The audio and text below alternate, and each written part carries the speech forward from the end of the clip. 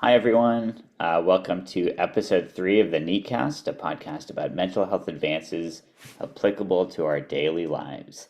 Today, I have the pleasure of speaking with our co-lab member and co-host, Dr. Jyoti Mishra, and a close collaborator of ours, Dr. Matthew Herbert, on a new project, a new grant that they are just about to get started. And the grant is called Investigating Mechanisms of Intra and Inter-Individual Pain Variability in Patients with Comorbid Chronic Pain and Depression. This is funded by the NIH, National Institute of Neurologic Disorders and Stroke, as well as other institutions. Many institutions at the NIH were interested in being part of this project. And it's part of the HEAL Initiative, which is an NIH initiative to help end addiction. It's to really help to tackle chronic pain and help us understand better ways of thinking about treating chronic pain that don't involve opioidergic medications. So I look forward to getting started. So I would love to first have our two guests for today introduce themselves. Maybe we'll start with Dr. Herbert. So maybe just tell us a little bit about yourself um, and My name's Matt, and I'm a clinical psychologist by training, and been involved in chronic pain research since 2010 in graduate school at the University of Alabama, Birmingham, and currently still doing chronic pain research and also work in the clinic primarily with veterans that are living with chronic pain to try to help treat in the best way that I can. I got to know Dr. Herbert as we were both working at the VA and have an overlap. I work with patients with depression and chronic treatment resistant depression, and many of those folks had chronic pain. And Dr. Herbert similarly works with a lot of patients with chronic pain, many of whom have depression, which is difficult to treat.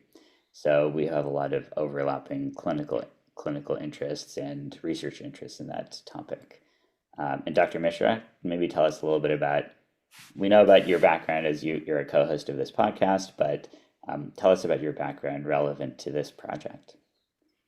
Hi, I'm Jyoti, and I'm very excited to be part of this call as well as this project with Dr. Herbert and also Dhakshin. You're also a co-investigator with us. I am a neuroscientist by training, and I got really interested in new computational approaches that can be beneficial towards improving mental health care and applying well-being oriented tools for our patients. And so this grant is really exciting as we'll talk about it, and leverages some of our AI and machine learning expertise that we've developed at the NEAT labs over the years that Matt here had the great insight that this could be helpful for patients with pain. Awesome. So let's get started. So I'm going to have the first set of questions over to Matt. First let's just talk a little bit about, as a clinical psychologist, what motivated you to get interested in chronic pain? Chronic pain we kind of often think of as a physical problem, not a psychological problem. Yeah, so I mean, it goes way back. When I was growing up, I had a family member that had fibromyalgia, and even as a kid, I found it just a little bit confusing in a way that here was this person that was having this kind of chronic, debilitating pain, but without anything very obviously going on structurally with their body. And at the same time, other family members, my father in particular, who was a mechanic, just seeing him get injured at work, whether it might be he, threw his back out or got, gouged, by something. And, after, a few days, a week or something like that, he kind of just went back to work. So I would say from an early age, I was interested in this process and knew there was sort of more going on than what met the eyes. Hmm. So that's a perfect segue into thinking about, what is chronic pain, and how do you, as a psychologist, think about it? How should we think about chronic pain as opposed to or distinct from an acute pain, like what happens when you get an injury and then you kind of recover from it? Yeah, I mean, so one way, I mean, to think about it is, acute pain is, pain that comes and goes, right? So we think about, yeah, spraining your ankle or breaking a bone. Um, pain is thought to be there. It's related to how much tissue damage is there as your body's repairing it. Basically, the pain's telling you, you know, don't walk on this. I'm working on it, right? And then ideally, that's how the pain system works. The pain is reflective of damage, and then when the pain goes away, it's almost a sign to your body, okay, we're good. Chronic pain is pain that came and never went away, at least in one way or another. And so, the more we understand this, we know that this is related to changes not only in the body, but changes also in the brain and such that the amount of pain that someone is experiencing, which importantly is real pain, it's pain that people are experiencing, but it's for most chronic pain conditions, it's no longer directly proportional to the amount of tissue damage that is going on. And so now we'll get into more because this kind of leads us to sort of the goals of the project.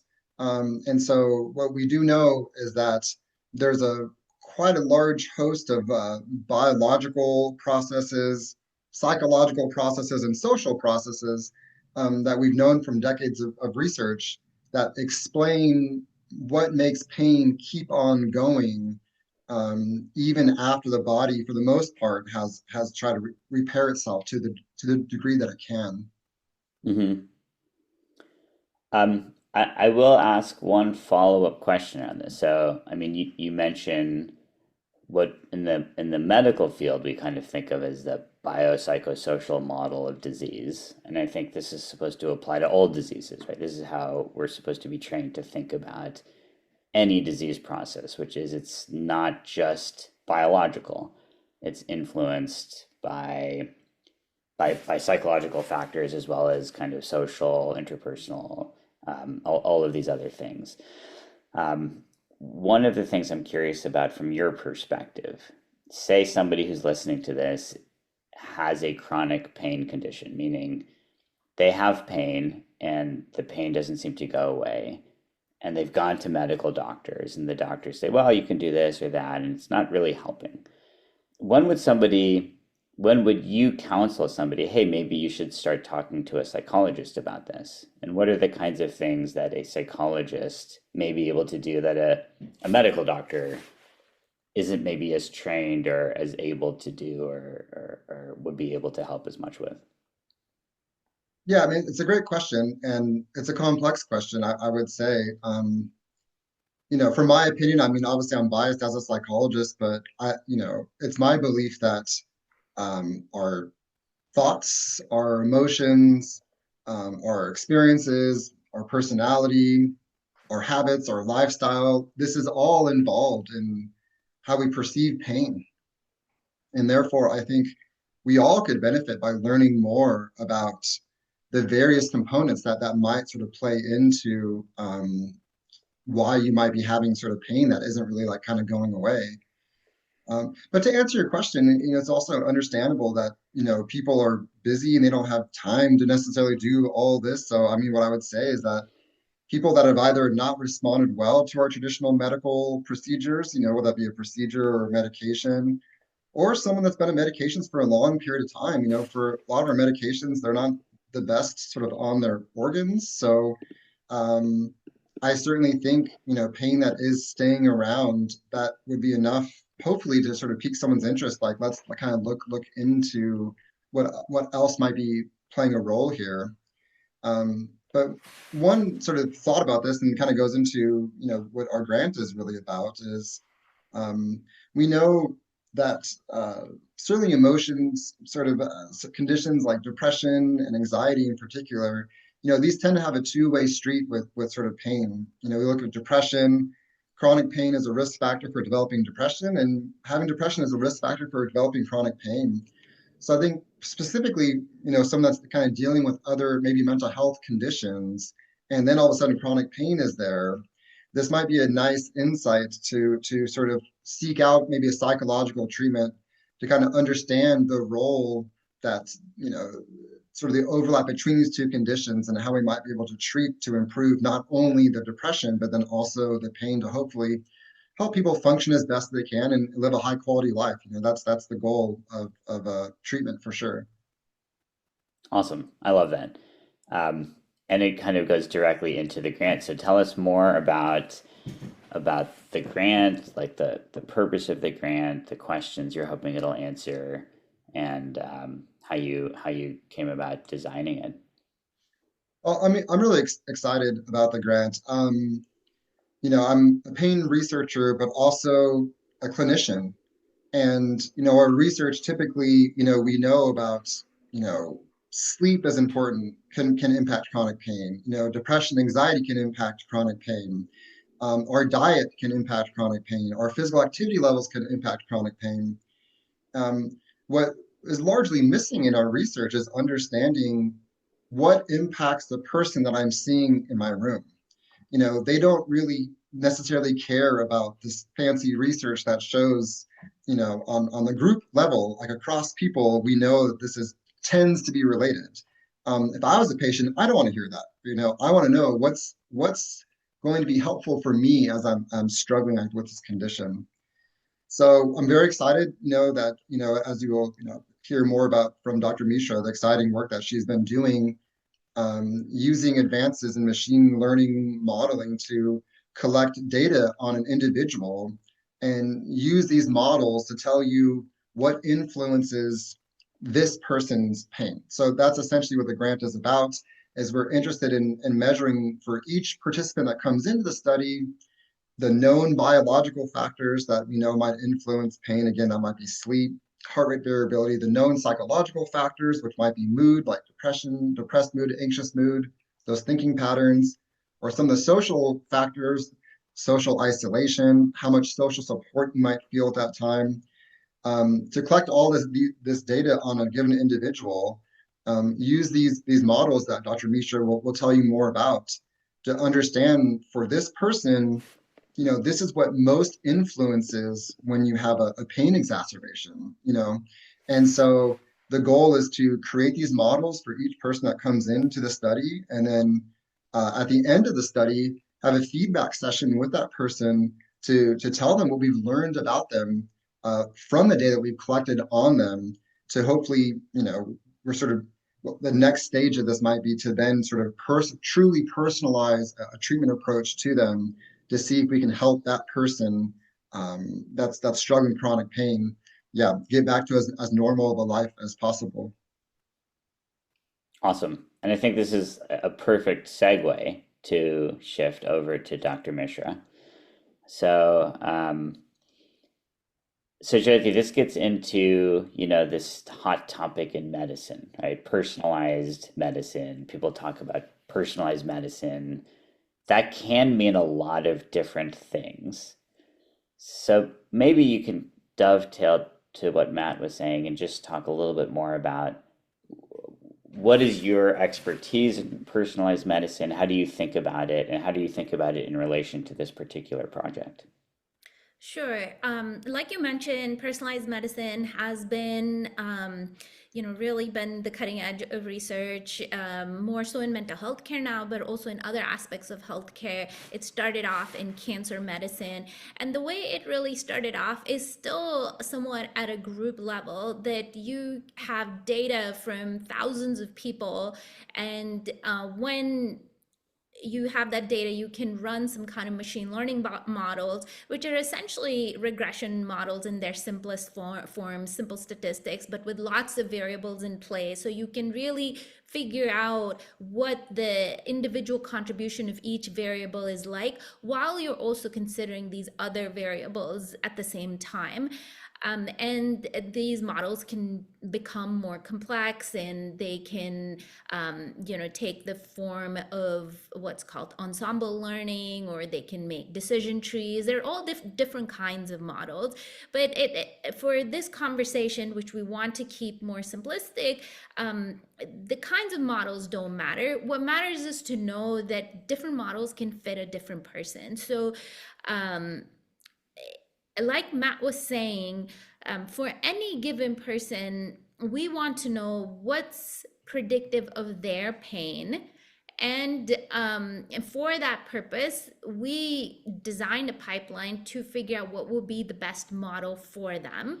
And in this model, we include a very rich collection of data that we get from each individual, which they are partially providing to us through daily text-based inputs. And these are very non-burdensome in design. So human-centered design is really important for our work. And so every check-in doesn't last for more than a minute or two. So otherwise people won't do this for us.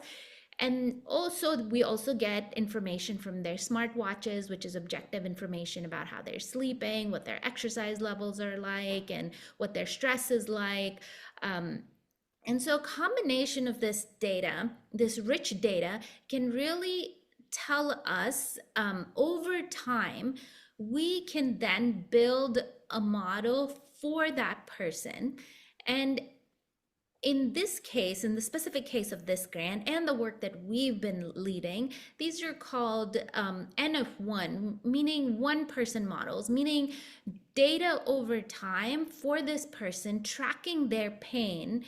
And what are all the factors that are predicting this pain that they're having over time? So really the variability that we're seeing in day-to-day pain, like I wake up and I may feel a lot of pain, and then later in the day when something good is happening to me, then I may feel less pain. So my perception of pain changes over time. And what about my life is controlling this is what we really want to find out. Again, going back to how I just started this conversation, most models in machine learning started off with data from thousands of individuals. Usually this is healthcare data that's usually available. And then based on that, people can say, well, maybe one kind of treatment may work for them versus not. In our case, we're not doing that. We're not comparing one person to a large swath of people from the healthcare system. We're really figuring out what's best for each individual. And then just ending that, what I'd say is a key point that Matt brought about is that people don't really have the time to work on everything about their life. We all know that there are biological factors, social factors, psychological factors. There could be so many things. People don't want to be educated on those factors. When they come to the clinic, they want to know how they can move towards the path towards their reduce pain and better well-being as fast as possible. So what are the insights we can provide that are targeted to them? So these predictive models can then help us rank sophisticated aspects of their life that tell us, well, what is most important to you as the patient, and therefore what should you be working on? And sometimes when we're in pain or when we're feeling depressed, we actually can't have those insights on our own, even though they may seem simple. It's about what I'm eating, or they may seem simple, but sometimes we need that guidance. Yeah, I mean, I wanna overview. So like one of the key points here is that when we talk about chronic pain, we're not talking about one stable thing. It's not that somebody has the same level of pain all the time, all the days. And this is part of the key point here, is that there's probably some initial physical issue, right? But that's stable. But the point is, throughout the day, throughout weeks, throughout maybe months, people's pain fluctuates quite a bit. And the idea with your guys' grant is that, hey, there are other things, there's other factors, there's other things going on in their life, there's emotions, there's stress, depression, anxiety, And all of these other things are really influencing their experience of pain. And maybe a key part of this is people themselves, there's so many factors. It's hard for them to really know themselves. They might have some inkling, oh yeah, I've noticed X or Y, but really like the point is by having them fill out these survey informations, by giving them smartwatches, digital tracking, you're able to collect a lot more information and process it and then give insights to a person that they might not themselves even realize about the factors that are influencing their pain. And then the idea, like you're saying, is if this grant is able to produce a good model and you give some insights, they may be actionable insights that the person can say, oh, thanks for telling me, Dr. Herbert, that whenever I'm doing X and Y and Z, my pain is lower. I'm going to start doing that more actively and with intention. And the idea might be they can find out and discover they have some control over their pain. It feels like they have some control over it versus like so I think that's like the summary. I want to hear from you guys. What would be your dream outcome for this? And what would be, in your opinion, like how would this impact how we think about and treat chronic pain problems? Yeah, I mean, I think the ideal outcome is that, for the vast majority of people that do the study, our goal is to recruit 150 people over the next 5 years. And so I think the goal would be for the vast majority of those people that these models that Dr. Mishra was talking about, they work out such that we have clear sort of predictors of that person's pain that can then be kind of delivered to them and in a way that is sort of meaningful to them. And so, and then, yeah, and then where like I think it would go, I think we kind of hinted on this sort of earlier, would be the next stage then too, would be to, have sort of specific treatments sort of for these people, physical activity, there's physical activity interventions for that. Sleep, we have great sleep interventions for that. Mood, with depression or anxiety, we have evidence-based treatments for those. If social factors are involved, we have treatments for those. So it'd be, knowing what treatments are there for them. And I guess importantly, how I see this working out in the clinic is, where I work right now, it's not ideal, but there's typically always more than a month wait to get into the clinic. And so ideally, like the practicality of the project would be, I'm working in a pain clinic, and when a patient comes in to see me for the first time, there is a readout that I could look at that is going to give me a really good clue of what we have to, steer this person towards. And that to me is true personalized medicine, where we're taking data that you, the patient, have provided to us, and we're looking at that, and we have an indicated treatment that we can put you in. And that's would be the sort of the research goal, and then the downstream clinical goal of what we're doing here. Yeah, I love that because, if we send somebody to a neurologist as an example, usually they'll say the neurologist will order imaging so that when they see the patient, they already have the imaging and they can say, this is what we know, or this is what we think is going on. So that's the idea is like, it takes a month to see a neurologist, to see a pain psychologist. What can you do in the meantime so that when you first see that person, you can have a game plan, you can really have a more data to guide what you're going to do and how you're going to work with somebody. Yeah, I mean, and just real briefly, because Dr. Mishra hinted on this, it's like imagine someone comes in and I tell the patient like, okay, so what I want you to do is work on getting better sleep, try to work on your mood, start eating better food, exercise all the time. Also, improve your social things, right? We can't just give them a laundry list of all these things to do when people are working, they might have kids, they might have this, right? So yeah, I really see this like the analogy to the neurologist, I think is really good, where you can kind of come in here and tell someone the best bang for your buck is to work on this.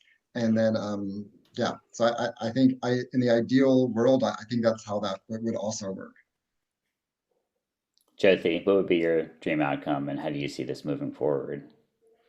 Yeah, I think this is a great project that is an exemplar of clinical translational research of how we design tools. In, say, in our team, we're very interested in leveraging engineering, leveraging neuroscience and digital technologies, and seeing how they can impact patient care. And just as Dr. Herbert was saying, in this project, actually, the patients who will be participating will get those insights, and hopefully those insights are useful to them to then work on their lifestyle habits and things that are in their control to then improve their own pain. And in some ways, for my dream, it's that people can feel more empowered about their health, that tools like these are more scalable and they're more accessible to more people, and that the time that patients have where they're feeling helpless, like they're just sitting and waiting, that time can now be redirected towards getting more data-driven insights. And so the future of such a project for clinical application is really has huge potential, and this grant is the runway for that. And so we're very excited to be applying this, especially in this very needy population. And Matt can tell us if people in the San Diego area want to do this study with us and they are suffering from chronic pain, what would be the best way for them to reach us? Yeah, so currently we are setting up the advertisements and early stages of the grant and getting, I don't have a dedicated phone line for people even to call at the grant at this moment. So the best way would be to sort of just keeping a lookout. We'll be posting flyers and advertising all around UCSD and through social media and things like this. So the advertisements for the study is to come as we get closer to a formal launch. I'm sure that we'll have some links to that in our Neat Labs website, so you can always go to Neat Labs website and find out information or reach out to any of us over email if you're interested in participating. All right, thanks everyone. Great conversation. Thank you. It's Yeah, great to thanks. be part of it.